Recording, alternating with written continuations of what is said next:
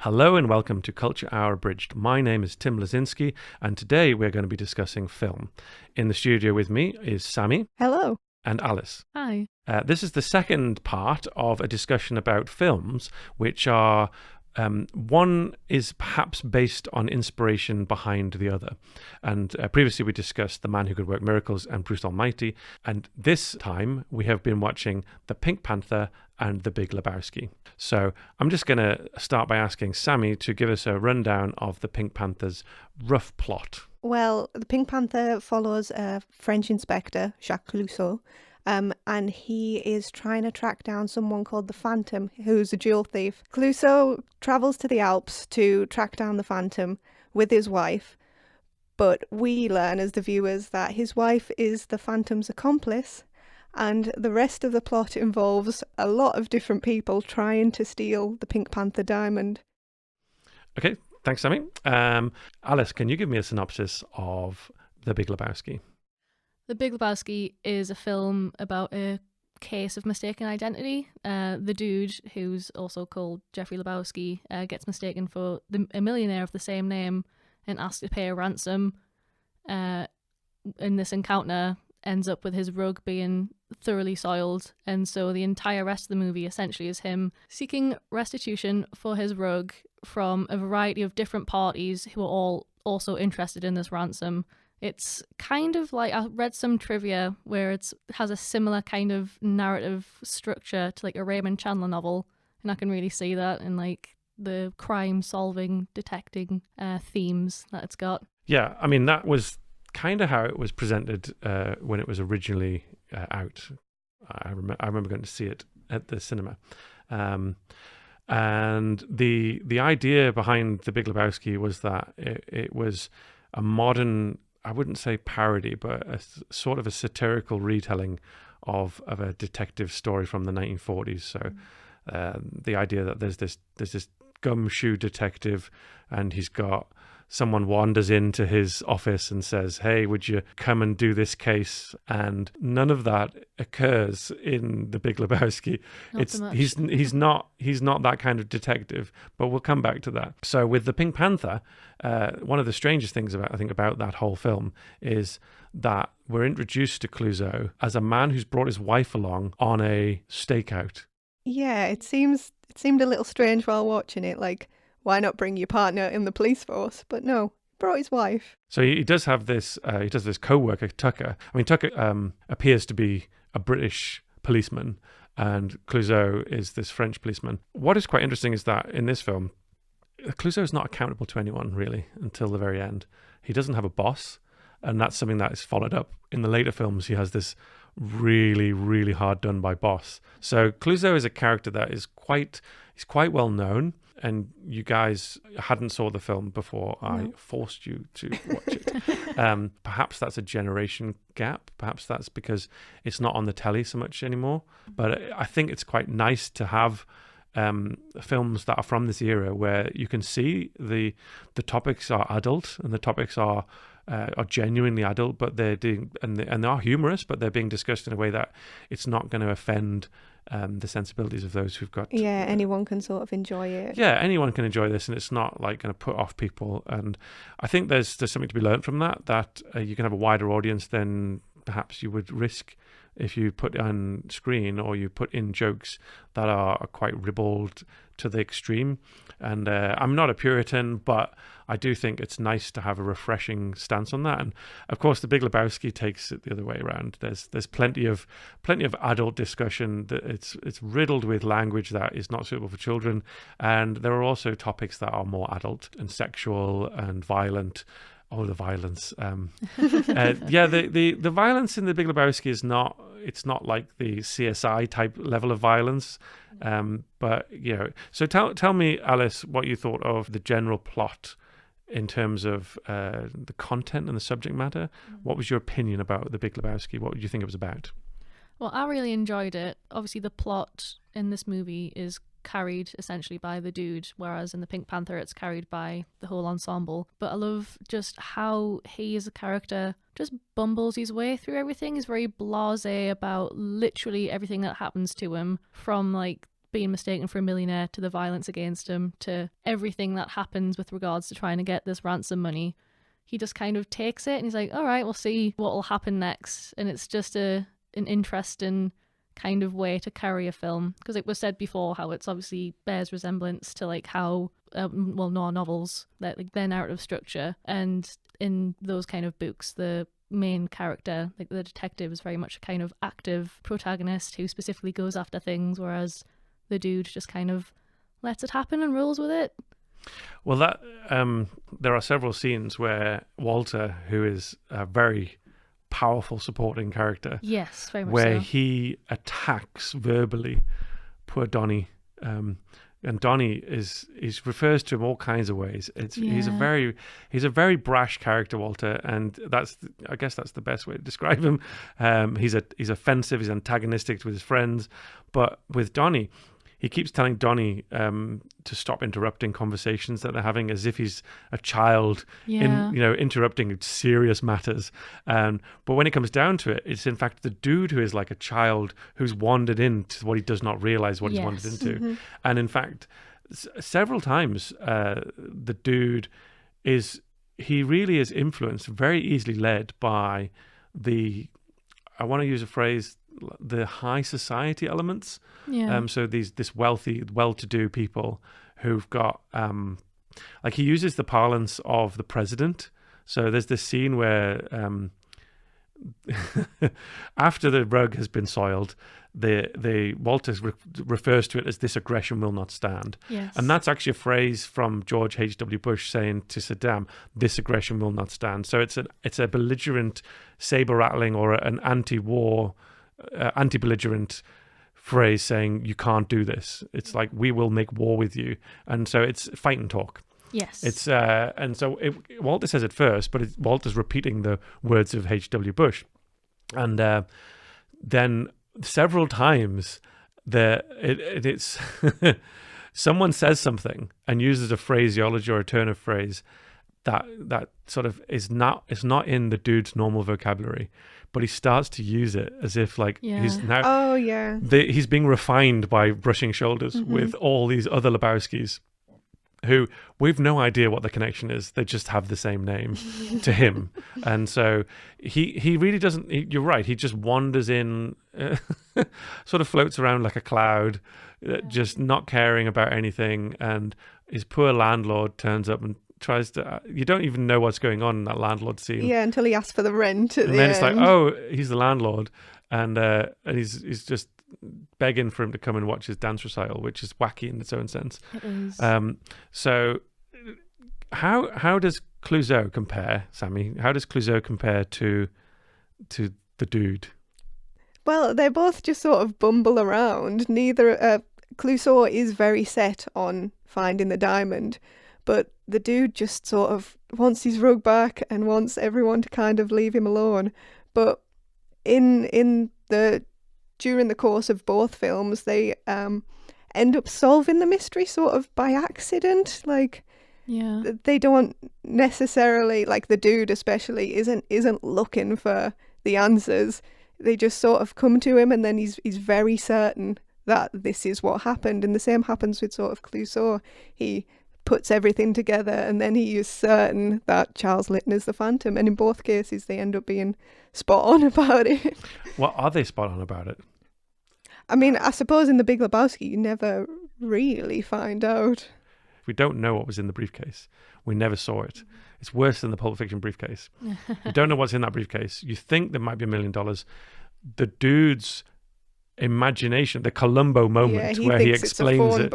Yeah, it is. That's a classic. It's a classic reveal of like Columbo, Poirot, these detectives who explain the story they've solved the case, and they lay out their solution of the case, and it's classic police drama. It's classic detective story, but we don't know for 100% because Walter interrupts the whole explanation by accusing the Big Lebowski of not even being a wheelchair user, and he's faking it all. Yeah. And I guess there's a logic behind Walter's thinking in that everyone's pulling a con here. Everyone's pulling a scam from everyone they've met from the top to bottom. Even Maud was pulling a scam, and her scam is I want to make a baby, and I've got a patsy. I've got someone who I can con into doing this. But with he's actually fine with that. Mm-hmm. It's quite clear from both films that the men, what they do want is they want money, a lot of alcohol. That's paralleled in both films. Quite a lot of drinking goes on, and quite cultured drinking in the one film. There's quite a lot of champagne. There's when David Niven opens his I think it's an armoire or his wardrobe. He opens his wardrobe, and inside there's Campari. There's a whole raft, and you just look at it and think, if I had a cupboard like that, and I opened it and there was drinks inside, I would expect someone to think less of me, not more of me. And perhaps he's a prepper. Perhaps he's like, well, I might get snowed in on this ski lodge, so You may as well spend it drunk. yeah. Well, I didn't know. Spend it perhaps socially. So he'd invite. Yeah, I mean, he rings her up and says, would you like to come over? Because he's got this false wounded leg, and so he's pretending to kind of be a hero for her, and that's his scam. And then tries to get her drunk, and then there's this whole sort of moment which is quite questionable where he's trying to seduce this virgin princess. And so, give me an opinion, women in the discussion. What was your view of the presentation of the heroic and slightly roguish men in either film? Well, in the Pink Panther, concerning. The two scenes in particular, the scene where Sir Charles is trying to seduce the princess, it becomes less concerning towards the end when you realise she's been pulling a scam the whole time as well. But another scene is when George is like going after Clouseau's wife because she mistook him for Sir Charles. So he's obviously got it in his head that, she must really want me. And he's very, very persistent when there's just before the scene where they're both Sir Charles and George are like hiding in a room. And she's like, oh, no, you must stop and go away. He's like, no. Like, you want this, I know you do. And then they get interrupted by everything else happening in that scene.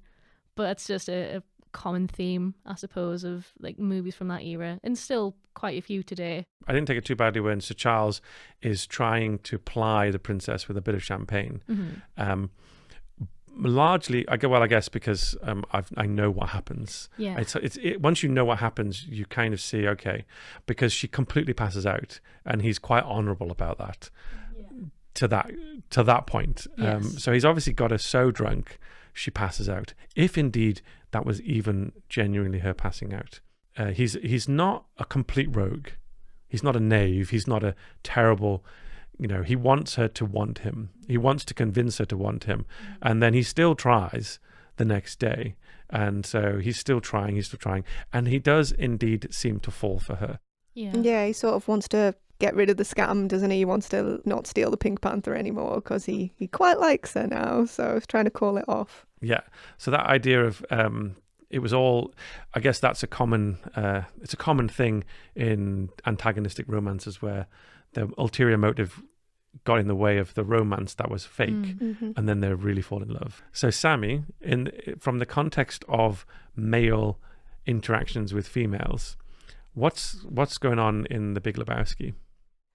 Well, in The Big Lebowski, the women do play a much smaller role. It is a heavily male-dominated film, but basically, Bunny Lebowski, who is the Big Lebowski's sort of young trophy wife, she basically sets the whole film into action just by running away for the week.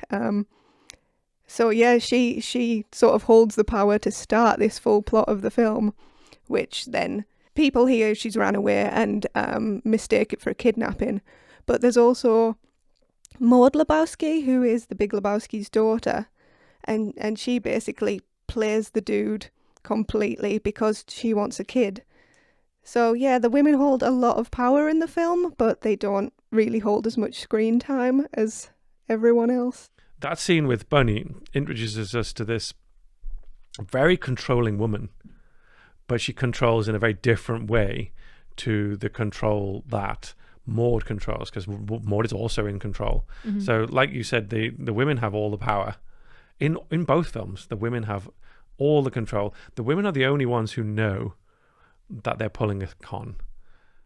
Yeah, that's true. Everyone else sort of thinks they're genuine. Yeah, and that's I guess it's a male arrogance. The Clouseau likes to think he's really refined. He likes to think of himself as providing for his wife. He likes to think that he's trying to seduce her. And that similar scene where Sir Charles is trying to seduce the princess, they're both failing to get to romance the woman in their lives, and there's a scene of great frustration. No one is getting what they want except the women, who are quite clear they're not after what they're after. Although Mrs. Clouseau can't get the time she wants with Sir Charles, so this affair that she's having with Sir Charles is very frustrated as well, because they can't get any alone time.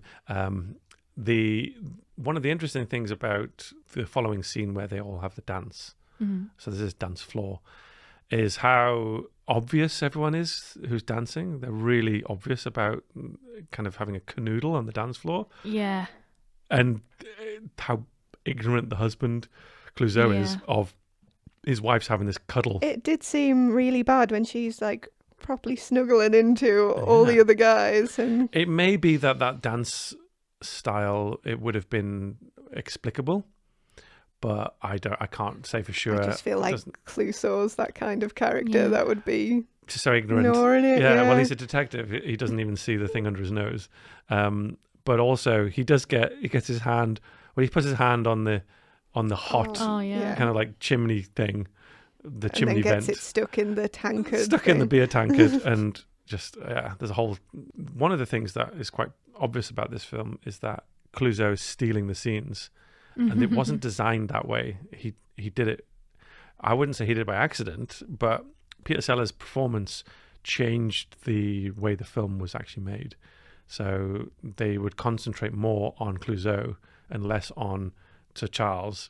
And so you commented before we started talking, Sammi, you commented that you thought you were surprised that the film wasn't about Clouseau. Yeah, because you know him as the character. Like, everyone knows Jacques Clouseau. So you'd assume he'd get more screen time. He'd be the main character. But in this film, in the first Pink Panther film anyways, I'm assuming it's different in the rest of them. Sir Charles felt like the main character, and the antagonists felt more like the main character than Clouseau. That was the idea. Yeah. So the thief, the gentleman thief character, he was the lead, and he's got top billing, so he was the main. Oh, okay. Yeah, Didn't notice that at the beginning. Yeah. So and all the materials, the marketing materials and the posters, it was all about David Niven, because David Niven was much more famous. Peter Sellers wasn't known then outside of the UK, not really. So this is his big break, and that's how he was revealed to the world as this bumbling French police detective. Well, so let me just summarize then the similarities between these two films. So it partially comes down to the genre of detective mystery, but they're not the same genre. So the Pink Panther is a detective film, but it's more an international sort of spy. Well, it's not spy. International. Kind of like a heist movie. Yeah, so it's an international crime caper. Whereas the Big Lebowski is very localized. It's a very local California detective thriller. So it does follow the Raymond Chandler narrative structure, but let's compare. There are two femme fatales in both films. There's lots of high society drinking and discussion. There's a great amount of valuable property at play. So the property being the wife in the Big Lebowski, she's treated effectively as a trophy. So she, although she's not property, she's a commodity to be traded. Yeah. So she's the object of theft, which is the Pink Panther. the diamond in the jewel in the Pink Panther film is the property that's at play. But there's also the $1 million, but we Yeah. never see the $1 million, and we actually don't know whether it really exists. We're only told about it. And so even Maud's claim that it came from the foundation, we can't know whether that's genuine or not. We just have to take her word for that. So even the diamond, though, the diamond is questionable property, and that's one of the subplots of the Pink Panther, is that it maybe was stolen from the people. Yeah, and they want it back now. Yeah, so that's the reason for the princess wanting to steal her own jewels, in order that she can hide them from the International Criminal Court, hide them from her own people. But let's consider the misappropriation of property in terms of the rug the dude steals, or Brant lets the dude take away. That property is also disputed property. In that, how does that go then? The rug that the dude stole from the mansion is a rug that was gifted to Maud's late mother, and so it holds a lot of sentimental value to her, much like the dude's rug to him.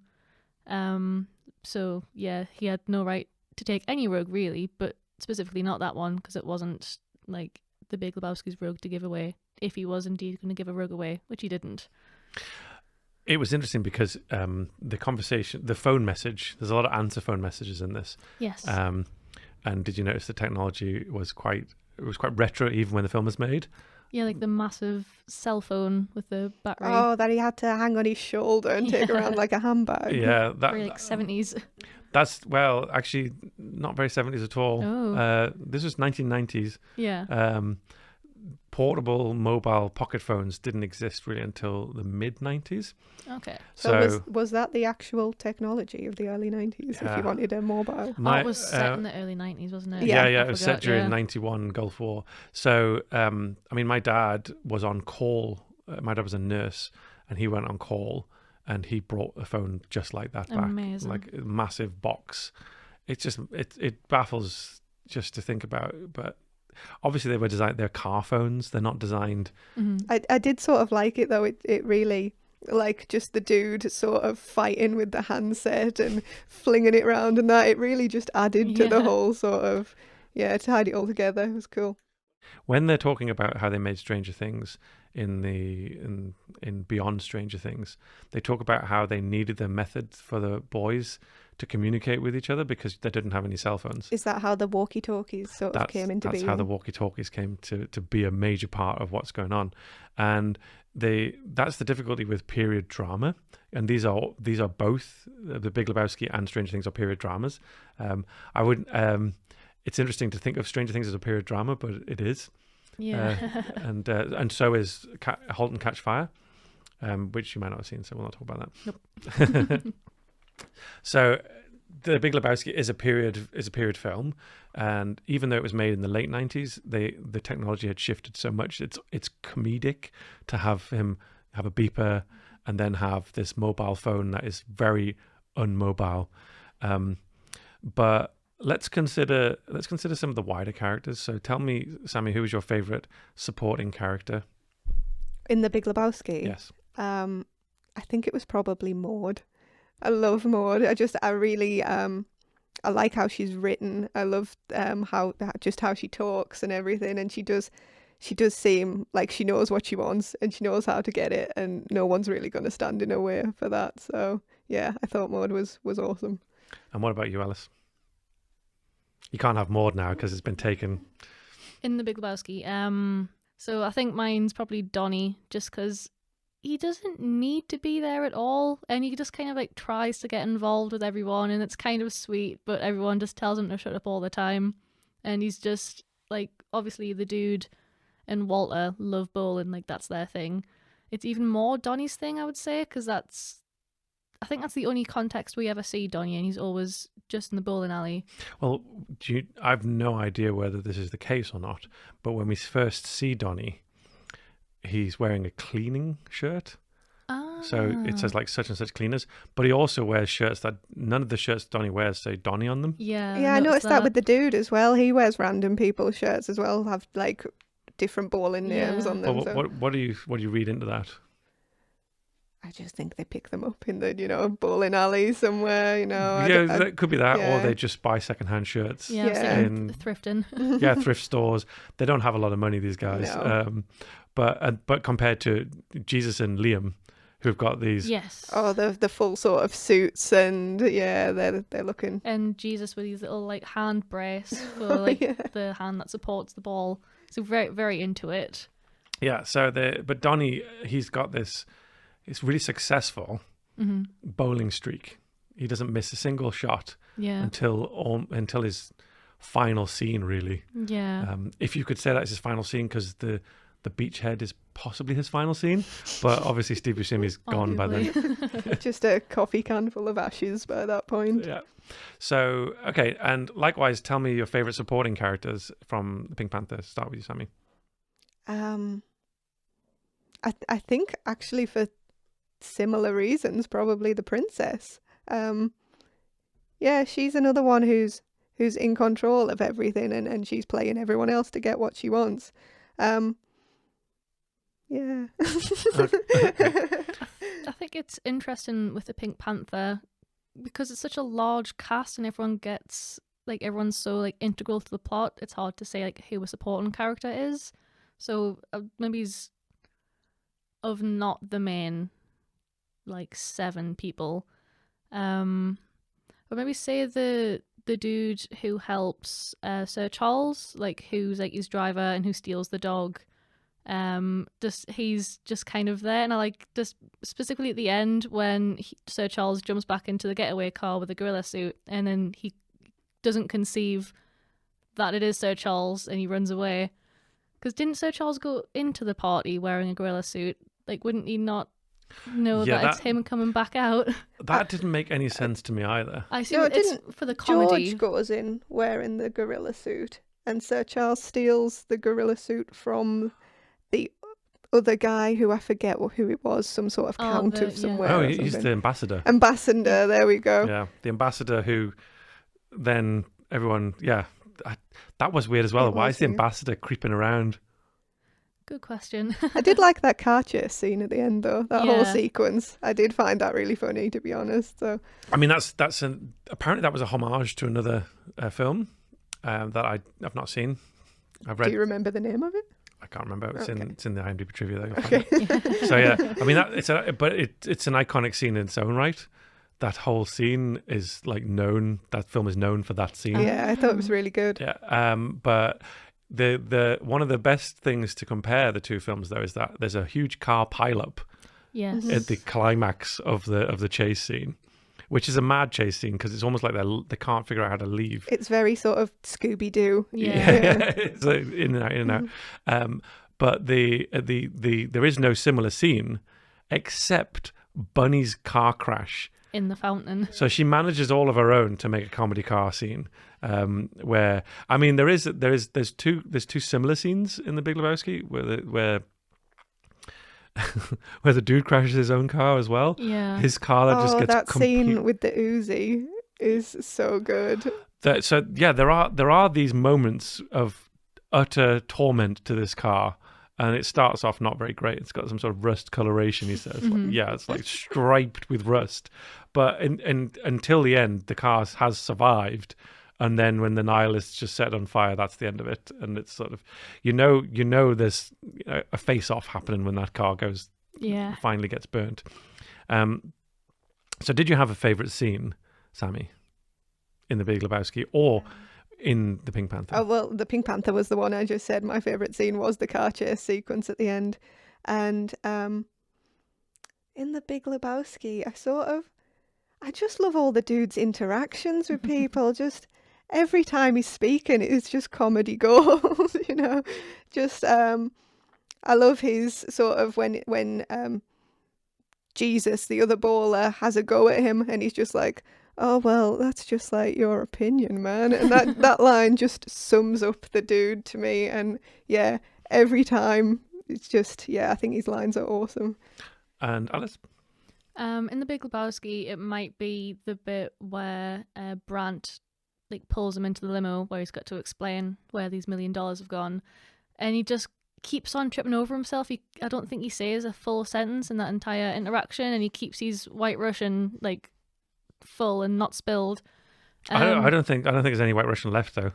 I think there's something in it. Yeah, there was definitely some liquid left because I remember thinking that is impressive. Yeah, you 'cause I know? think Well, it it's must be it's half the way full. it's the way he kind of defends the because I love how that whole scene, he's being pulled, he's in this one limo coming away from I think he was coming away from Maud's, and so he's in this one limo. He's having his day's looking up now. Yeah, and he's tells the limo driver, I was feeling so bad and a bit down, and then like gets out, and then it's just like full stop on his good day. Yep. But his protest, there's a beverage here, man. It's like as if that's like the hallowed beverage. Don't spill beverages. So he does spill that, but yeah, there's some left. I don't know what the continuity would be like on that. Yeah, we'll have to look back. But that's talking of I think my favorite scene is definitely the ones with Sam Neill, because his interactions with the dude are just baffling. He's the narrator, and he seems to be narrating in the film. Yeah. Because he even sort of encourages us to consider our favorite moments. And then that's my favorite moment, really, because he totally breaks the fourth wall, but not in that direct way like the singer did in the Pink Panther. He's breaking the fourth wall by just turning up in the scenes with no explanation as to who he is and why. Yeah. And his character's just the stranger. But then one of the reasons I do like it is, and I guess it's a film geek thing, where that long take and then the bowling guy. Yeah. We don't know this bowler character in the background bowls a strike, and I think it's just showing off. I think the Coen brothers just showing off because look what we can do. Yeah, look what we can do, and that's really quite impressive. And I don't know why they've chose to do that, make themselves a harder time than they could have done, but I guess it does make for a really nice scene at the end, though. A nice way to end it. Yeah, it's like all those long takes are quite impressive from a cinematic perspective. So yes, any final words or comments that you would like to mention? They're both fabulous films, and it's interesting to draw a comparison between the two, because in many ways they're so different, but as we've discussed, they're very, very similar. Don't assume that's what the Coen brothers had in mind when they made The Big Lebowski, to model it in a similar sense to the Pink Panther, but it's just a great comparison to draw. Well, yeah, I just really love both films. I mean, The Big Lebowski came as sort of a surprise to me because I love one of the Coen brothers' previous films, Fargo, and I was sort of expecting it to be a little bit more like that, a little bit more sort of, violent and dark and stuff. But it's just, even though it is dark and it's full of lots of swearing and stuff, it's just a really good, enjoyable film. And yeah, I think that we did say there is violence in it, and there's a lot of violence in it. yeah, but it's very slapstick. It's Tom and Jerry. Funny. It's getting a mug thrown at your head, or the dude goes through quite some hard stuff. He's drowned in his own toilet a little bit, and Or Walter unnecessarily jumping out of a car. Yeah, he has a hard time, but it is very funny. That's one of the main comparisons I would draw, is that the humor is slapstick. Yeah. And the same pitfalls happen. There's spilled beverages. There's lots of injury or things that would injure you. Being skied over or tripping over stuff that you put there yourself, the violin or the wooden block nailed to the floor. Yeah. So yeah, I hold to my these films are very similar, and there's even a Henry Mancini score in The Big Lebowski, but I'm going to leave you to look that one up. Okay. Thanks very much, Sammi, and thanks very much, Alice, and we'll wrap this up now, and next time I'm sure we'll be talking about another set of comparative films. Thank you for listening to this episode of Culture Hour Abridged.